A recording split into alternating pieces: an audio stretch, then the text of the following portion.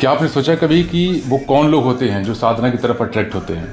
जब कोई साधक स्पिरिचुअलिटी में आता है तो सबसे पहले उसको कन्फ्यूजन क्यों होता है कि कौन सी साधना करनी है, किसकी साधना करनी है, कौन मेरा इष्ट है, कौन सी माला पर करनी है। और 90% लोग यहीं पर गलती करते हैं।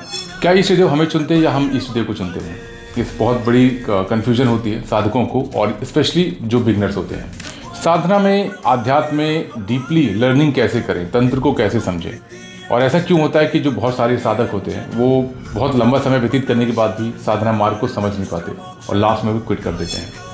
लोगों को सबसे बड़ी कन्फ्यूजन होती है कि एक साधना जब आप करते हो तो दूसरी साधना कब शुरू करें, और अगर एक संकल्प में हम ऑलरेडी हैं तो क्या उस समय हम दूसरा संकल्प ले सकते हैं? क्या एक टाइम पे कई साधना की जा सकती हैं? क्या एक बार ईस्ट का जब हम चुनाव कर लेते हैं, जब हम कनेक्ट हो जाते हैं इससे, क्या हम उसको बदल सकते हैं? क्या हमारी जो आध्यात्मिक जर्नी है वो केवल उसी ईस्ट के अराउंड हमें करना चाहिए? गुरु का रोल क्या है?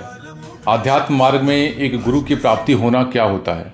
और अगर एक बार किसी गलत गुरु को आपने धारण कर लिया तो उसका क्या करें, किस तरह से त्याग करें? क्या त्याग करना एक दोष होता है?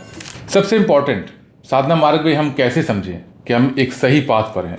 हमारी जो साधना है, हमारी जो पूजा पद्धति है वो देवता को प्राप्त हो रही है, देवता हमसे कनेक्ट हो रहा है, ये हम साधना मार्ग में कैसे जानें?